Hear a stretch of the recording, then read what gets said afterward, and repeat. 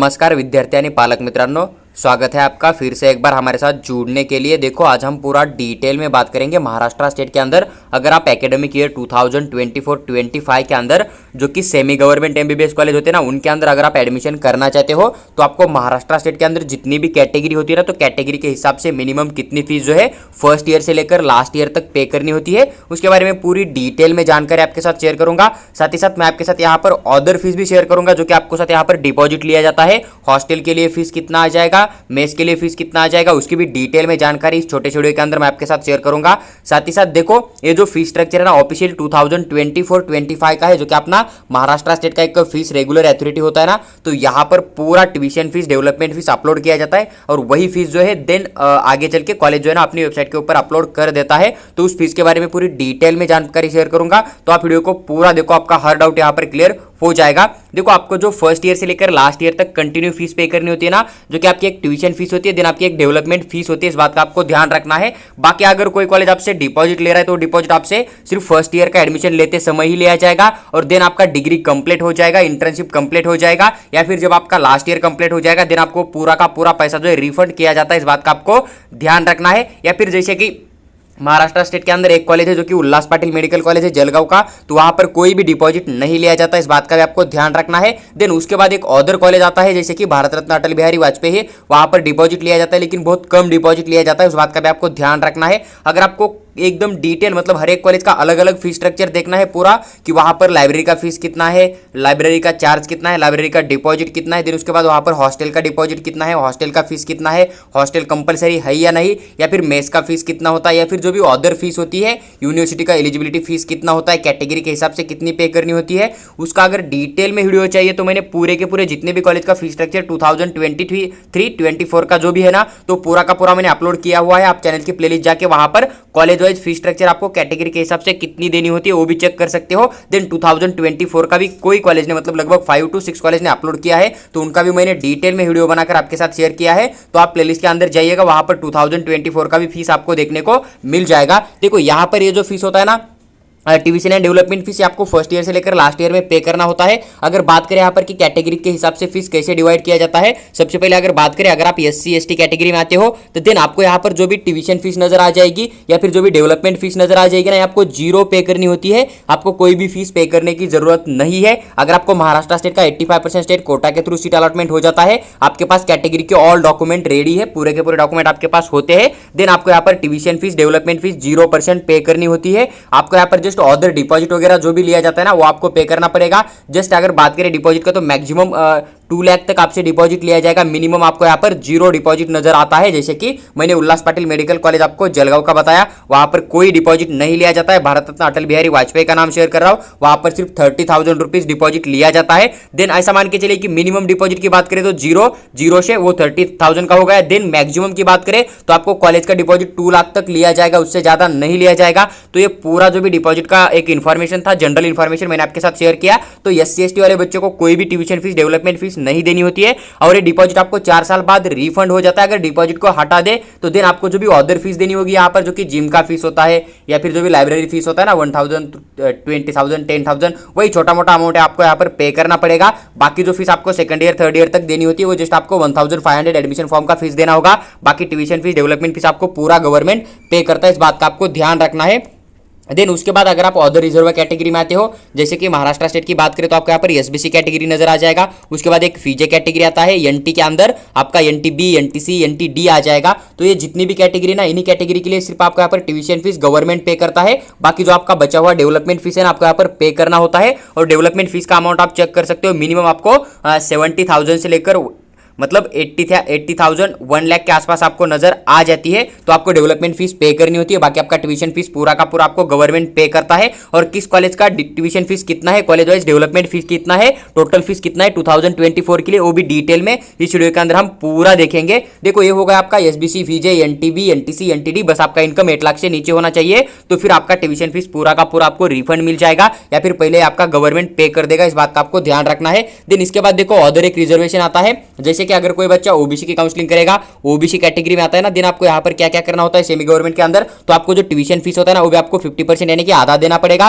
Plus जो भी आपका डेवलपमेंट फीस है ना, वो भी आपको यहाँ पर आधा पे करना पड़ेगा। तो टोटल जैसे कि मान लीजिए यहाँ पर जो फर्स्ट नंबर का कॉलेज आपको नजर आ जाएगा ना, एसीपीएम मेडिकल कॉलेज धुले, तो यहाँ पर जो भी 7,39,286 है ना, इसमें से आधा फीस आपको पे करना पड़ेगा। देन 88,714 रुपए है ना, तो इसमें से भी आधा नहीं सर, ये पूरा का पूरा फीस आपको पे करना पड़ेगा ओबीसी वाले बच्चे को। तो आपको यहाँ पर ट्यूशन फीस जो है आधा पे करना होता है, डेवलपमेंट फीस आपको यहाँ पर 100% पे करना होता है। इस बात का आपको ध्यान रखना है। बाकी आपको जो है ट्यूशन फीस के अंदर आधा स्कॉलरशिप गवर्नमेंट दे देता है, और बाकी डिपॉजिट वगैरह वो होता है ना, वो तो आपको पे ही करना पड़ेगा। इस बात का आपको ध्यान रखना है। तो ओबीसी कैटेगरी के लिए रूल हो गया, बस आपका इनकम 8 लाख से नीचे होना चाहिए, इस बात का भी आपको थोड़ा सा ध्यान रखना पड़ेगा। देखो अब आपका ऑदर रिजर्वेशन आ जाएगा, जैसे कि यहाँ पर आप देख सकते हो एक आपका एससीबीसी वाला न्यू रिजर्वेशन ऐड हो चुका है महाराष्ट्र स्टेट के अंदर। देन कोई बच्चा अगर ईडब्ल्यूएस या फिर ईबीसी कोटा के थ्रू काउंसलिंग करता है, तो देन इन बच्चों को यहाँ पर tuition fees plus development fees होता है ना, जो कि दोनों का दोनों आपको यहाँ पर आधा पे करना पड़ेगा, हाफ पे करना पड़ेगा। यानी कि अगर इस कॉलेज का फीस आपको यहाँ पर 8,28,000 नजर आ रहा है ना, तो इसमें से आधा ही फीस आपको पे करना पड़ेगा। बस आप इकोनॉमिकली वीकर सेक्शन के थ्रू या फिर एससीबीसी के थ्रू अप्लाई करने वाले बच्चे होने चाहिए, आपके पास उसके जो पूरे के पूरे डॉक्यूमेंट भी होने चाहिए। इस बात का आपको ध्यान रखना है। ईबीसी के थ्रू भी जाते हो देन भी आपको यहाँ पर आधा कैटेगरी का बेनिफिट इजीली मिल जाएगा। देखो उसके बाद अगर बात करें यहाँ पर जो कि ओपन कैटेगरी या जनरल कैटेगरी होती है, अगर आप ओपन कैटेगरी में आते हो या फिर आप महाराष्ट्र स्टेट के स्टूडेंट हो, आपके पास महाराष्ट्र स्टेट का डोमासाइल छोड़ के बाकी कोई भी डॉक्यूमेंट नहीं है, देन आपको यहाँ पर जितना भी पेश मतलब जो भी फीस मेंशन किया है ना टोटल अमाउंट, तो ये टोटल अमाउंट आपको पे करना पड़ेगा फर्स्ट ईयर से लेकर लास्ट ईयर तक। साथ ही साथ जो डिपॉजिट होता है ना फर्स्ट ईयर के लिए, वो भी अमाउंट आपको यहाँ पर सबमिट करना पड़ेगा। इस बात का आपको ध्यान रखना है। इसलिए फिर से एक बार बोल रहा हूँ कि अगर आप एमबीबीएस महाराष्ट्र स्टेट का सेमी गवर्नमेंट कॉलेज लेना चाहते हो ना, तो देन मैंने जो 2023 का साथ ही साथ 2024 का जो भी फीस स्ट्रक्चर अपलोड किया ना, उसे आप एक बार जरूर चेक करिएगा, ताकि आपको एक आइडिया लग जाएगा कि आपको फर्स्ट ईयर में कितना अमाउंट पे करना पड़ेगा।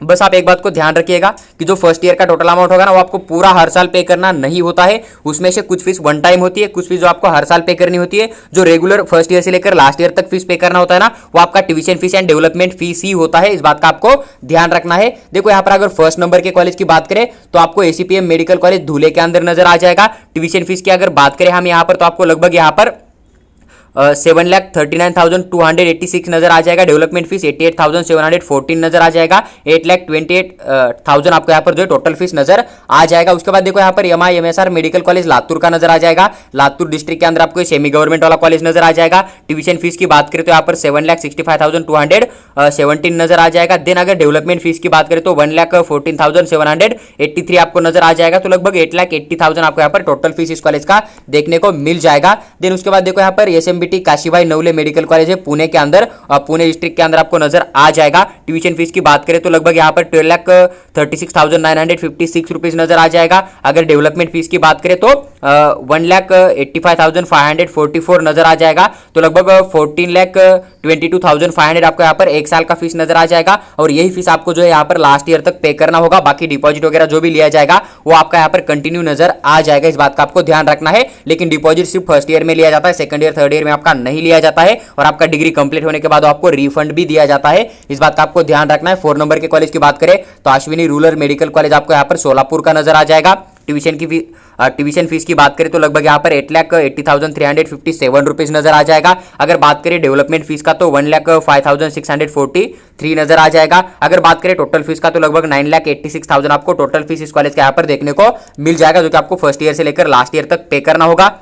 बाकी मैंने कैटेगरी के हिसाब से जो भी आपके साथ यहाँ पर स्कॉलरशिप मेंशन किया ना, उतना ही फीस आपको पे करना पड़ेगा। इस बात का ध्यान रखिएगा। देन उसके बाद अगर 5 नंबर का कॉलेज देखिए, 5 नंबर का, तो आपको यहाँ पर जीव Indian institute of medical science Jalna के अंदर आ जाएगा। लेकिन ये वाला जो है ना मुस्लिम माइनॉरिटी का कॉलेज आपको नजर आ जाएगा। इस बात का आपको ध्यान रखना है। अगर बात करें यहाँ पर ट्यूशन फीस की तो लगभग 6,73,637 नजर आ जाएगा। अगर बात करें डेवलपमेंट फीस का तो लगभग यहाँ पर आपको 67,363 रुपीज नजर आ जाएगा। तो टोटल फीस यहाँ पर 7,41,000 आपको यहाँ पर देखने को मिल जाएगा, जो कि फर्स्ट ईयर से लेकर लास्ट ईयर तक आपको पे करना होगा। उसके बाद 6 नंबर का कॉलेज है BKL वालवारकर मेडिकल कॉलेज आपको रत्नागिरी के अंदर नजर आ जाएगा। अगर बात करें ट्यूशन फीस का तो 9,58,371 नजर आ जाएगा। डेवलपमेंट फीस की बात करें तो 1,06,29 नजर आ जाएगा। तो लगभग यहाँ पर 10,59,000 आपको जो यहाँ पर टोटल फीस देखने को मिल जाएगा। इस बात का आपको ध्यान रखना है। देन उसके बाद अगर बात करें जो कि लास्ट कॉलेज यहाँ पर इन्होंने देखे रखा है 7 नंबर का,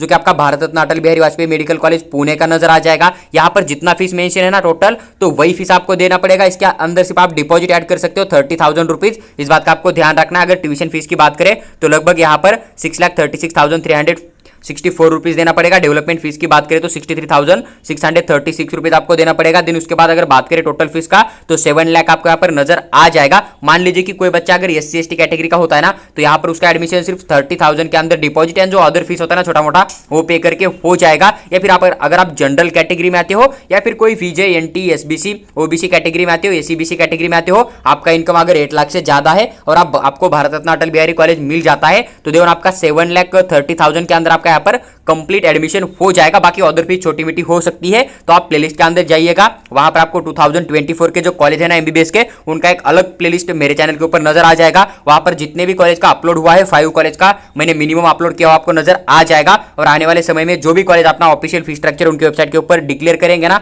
तो वो भी मैं डिटेल में एक्सप्लेन करके आपके साथ जरूर शेयर करूंगा। अगर आपको महाराष्ट्र स्टेट का पेड काउंसलिंग या फिर ऑल इंडिया कोटा का पेड काउंसलिंग ज्वाइन करना है, देन आप हमें व्हाट्सएप के ऊपर मैसेज करिएगा, हम आपको वहां पर पेड काउंसलिंग के रिगार्डिंग पूरी इंफॉर्मेशन शेयर करेंगे। साथ ही साथ अगर आपको हमारे थ्रू कॉल के ऊपर बात करके या फिर फीस स्ट्रक्चर पर्सनली चाहिए व्हाट्सएप के ऊपर, या फिर आने वाला हर एक अपडेट आपको पर्सनली चाहिए, या फिर काउंसलिंग के रूल क्या होते हैं आपको डिटेल में हमारे साथ कॉल के ऊपर बात करके अपना हर एक डाउट सॉल्व करना है 2024 का एडमिशन प्रोसेस कंप्लीट होने तक, या फिर बेस्ट कॉलेज का लिस्ट चाहिए, तो देन हमारा एक पर्सनल गाइड कोर्स है, उसका 500 रुपीज चार्ज आपको नजर आ जाएगा। तो आप हमें व्हाट्सएप के ऊपर मैसेज कर सकते हो, वहां पर हम आपको जो है पूरी इंफॉर्मेशन पर्सनली शेयर करेंगे।